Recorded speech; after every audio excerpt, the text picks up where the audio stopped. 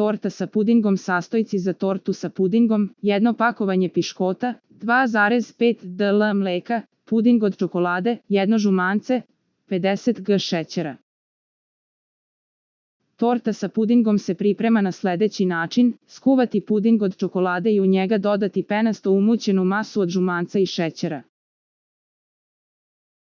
Piškote nadevati ovim kremom, a po želji se može premazati i pekmezom od kajsija ili preliti glazurom od čokolad. Za najnovije recepte kliknite subscribe, like i zvonce svaki dan. Najnoviji recepti, zato nas zapratite.